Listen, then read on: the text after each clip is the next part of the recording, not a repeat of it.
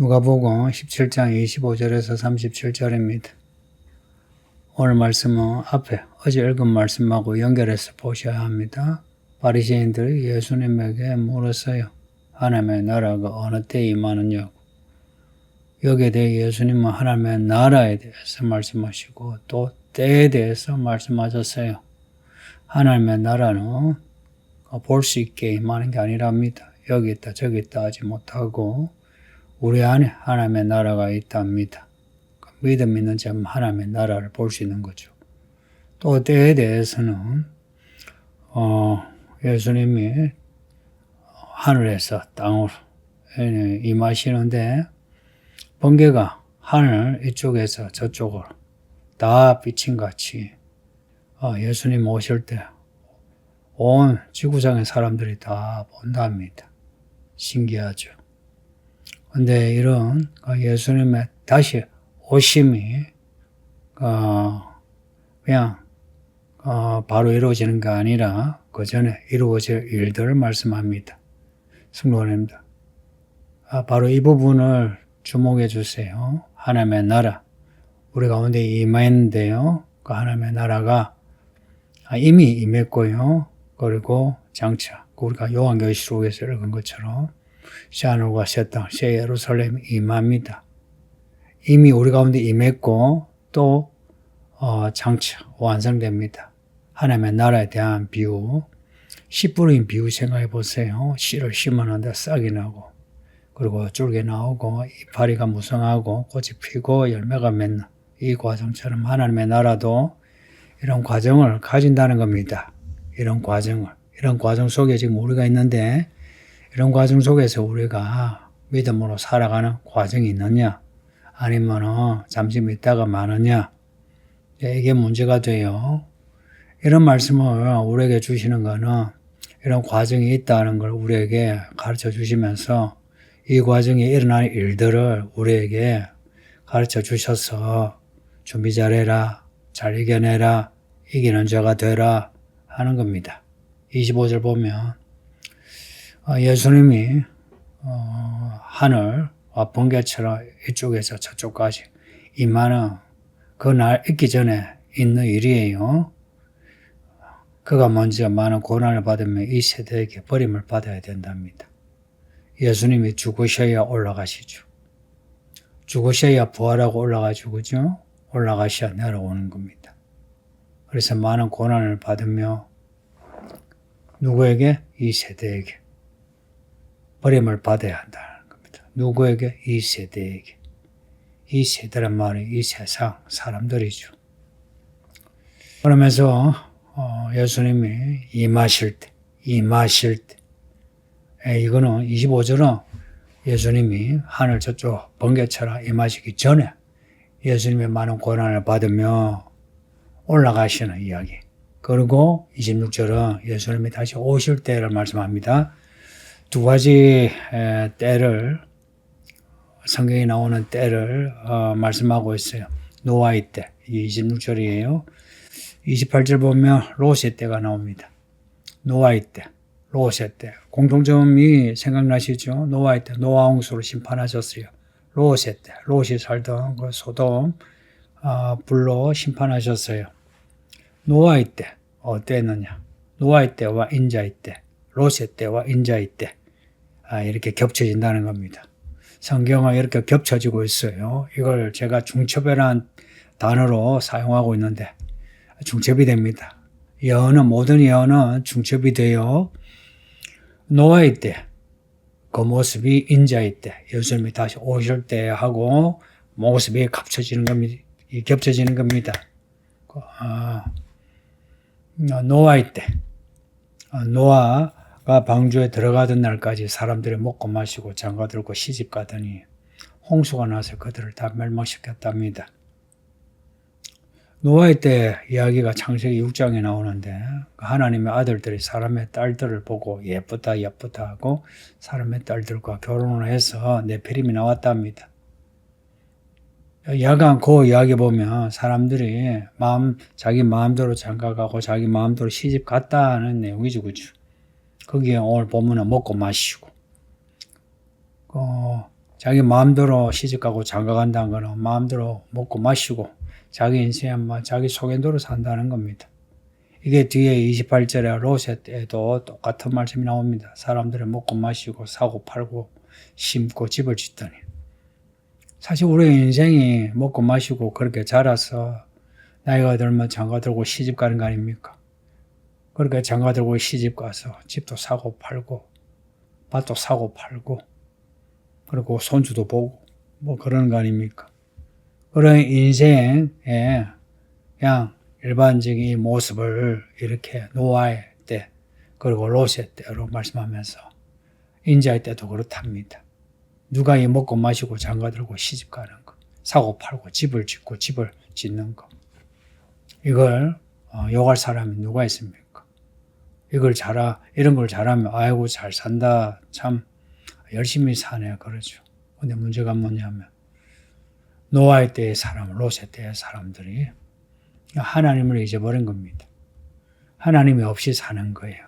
세상에서 가장 큰 죄는 하나님을 잊어버리고 혹은 하나님을 향한 믿음을 잃어버린 채 살아가는 겁니다. 그렇게 살아가는 그 자체가 죄예요. 하나님을 떠나서 엄탕하든지 도둑질하든지 사람을 죽이든지 그거와 하나님 없이 먹고 마시고 장가 들고 시집가고 사고 팔고 집을 짓고 집을 사고 팔고 하는 그거와는 별로 다르지 않습니다. 다 같은 곳에 떨어지게 됩니다. 지옥입니다. 하나님을 떠난다는 것이 세상에서 가장 큰 죄입니다.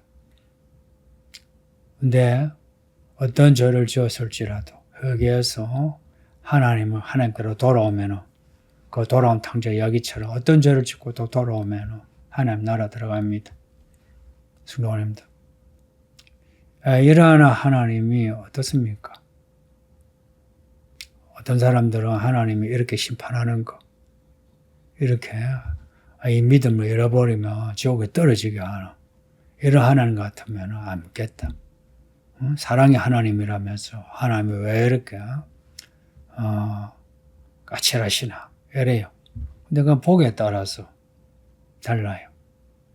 돌아온 탕자 이야기처럼 허랑방탕하게 살아도 하나님께로 돌아오면은 하나님이 용서하시고 이렇게 좋은 신발, 좋은 옷을 입히셔서 하나님 나라에 들이시는 하나님이 좋습니까? 아니면 하나님이 요구하는 모든 것을 다 행한 후에 아이고 하나님 너 잘했다. 아니면 그리고는 그 요구에 그 말씀에 맞지 않은 사람은 다 내치버리는 하나님. 뭐 하나님 용서하소서 해도 야 너 내가 시키는 일을 다 안 했잖아 하고서 내쳐서 지옥에 떨어지는 하나님. 어느 하나님이 더 좋습니까? 저는 앞에 하나님이 더 좋습니다. 알고 보면 우리의 삶은 허랑방탕하지 않습니까? 나 자신 몸에 대해서도 허랑방탕하고 시간에 대해서도 허랑방탕하고 내 마음의 생각과 욕구, 욕망에 대해서도 허랑방탕하지 않습니까? 이런 분을 7번 그 이상 하나님께 돌아가도 하나님이 아무런 꾸짖음 없이 그래 잘 왔다고 받아주시는 하나님. 이런 하나님이 좋지 않습니까? 그렇게 하나님을 받아주시는데 그냥 받아주셨나? 우리를 받아주시기 위해 하나님의 아들의 이 땅에 오셔 어린 양으로 죽임을 당하셨어. 우리를 용서하시는 그 대가로 하나님의 아들이 그렇게 죽으신 거예요. 그런 하나님이 좋지 않습니까? 만일 하나님의 아들이 그렇게 죽지 않으셨으면 우리는 하나님께로 돌아갈 길이 없습니다. 근데 많은 사람이 하나님을 까칠한 하나님으로 심판하는 하나님을 버거워합니다. 아유 불편해 그럽니다. 저는 하나님이 마지막으로 우리를 심판하시는 게 너무도 당연하다고 봅니다. 여하간 노아의 때 사람들은 하나님 없이 먹고 마시고 장가들고 시집가더랍니다. 여기에 엄탕하더라 우상숭배하더라 이런 말씀은 없어요. 롯의 때에도 없어요. 왜 엄탕하고 혹은 우상숭배했다 이런 말씀을 이렇게 안 적었을까? 우리의 일상에 대해서 말씀하는 겁니다. 우리의 일상 먹고 마시고 장가들고 시집가는 앞에 비유에 그런 말씀이 있었죠. 초대장을 보냈는데 바빠서 못 온대요. 먹고 마시기 위해서 장가 들어서 시집 가서 그래서 못 온대요. 집을 사서 못 온대요. 우리가 우리의 일상 때문에 하나님의 나라를 잊어버리고 잃어버리고 있습니다.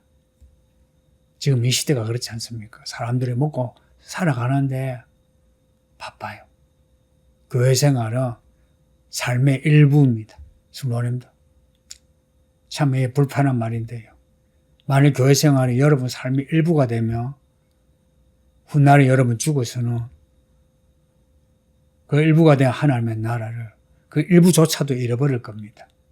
지옥이 여러분의 삶의 영원한 삶의 전부가 될 겁니다.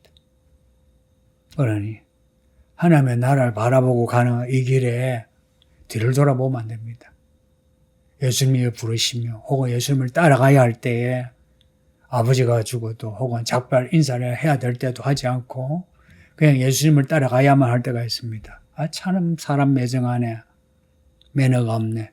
그런 소리 들을지라도 그걸 가족에게 듣고 친구들에게 듣고 주변 사람들에게 들을지라도 그래서 나 때문에 교회가 욕을 먹을지라도 괜찮습니다.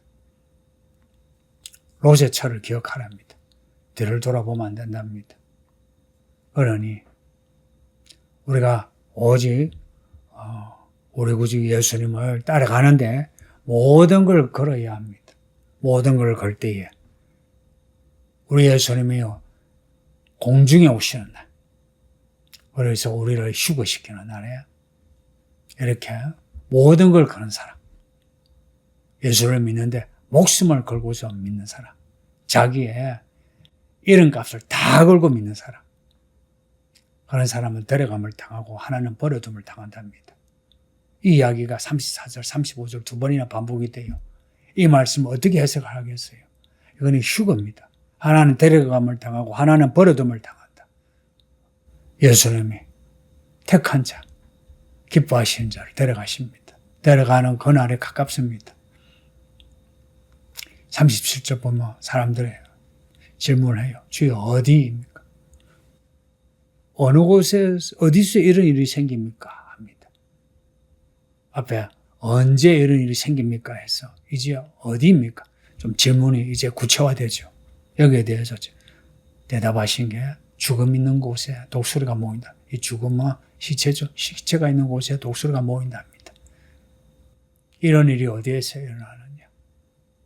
이런 일이 일어난 그 때에 일어나는 사건이 뭐냐? 이런 의미이기도 해요. 시체가 많은 곳에 독수리가 모인다. 곧 이 세상 온 지구상에 사람들이 죽어나갈 때입니다. 코로나 때 많은 사람이 죽었어요. 그리고 앞으로도 전쟁이 나서 많은 사람들이 죽을 수도 있고 이전의 전쟁과 이전의 전염병하고 달라요. 지금의 전쟁과 전염병은 전 지구적입니다. 또 지금 일어나고 있는 문명적 사건은 전 지구적입니다. 전 지구적으로 시체가 사람들이 죽어나갈 때 예수님이 오십니다. 그때가 언제일 것 같습니까? 가깝지 않겠습니까? 준비 잘 합시다. 아버지 하나님 감사합니다. 주의 말씀 읽고 들어서오니 우리 모두가 다 준비 잘해서 데려감을 당하게 하소서. 자기 목숨을 보존하며 잃고 자기 목숨을 잃는 자는 살리라 하시니 우리 예수님이 우리를 위하여 십자가 죽으신 것처럼 우리도 예수님을 위하여 죽을 수 있는 믿음을 가지게 하소서. 우리를 향한 하나님의 뜻이 다 이루어지기를. 부디 우리 성도들 한 사람도 믿음을 잊어버리거나 믿음을 잃어버리지 않게 하소서. 우리 예수님의 날에 다 혼란이 변화되어 영원한 하나님의 나라에 들어가게 하소서. 먹고 마시는데 세상을 즐기는데 너무 마음 쓰지 않게 하시고 더욱더 교회 생활 잘하고 믿음에 자람 있게 하소서. 예수님 이름으로 기도하옵나이다. 아멘.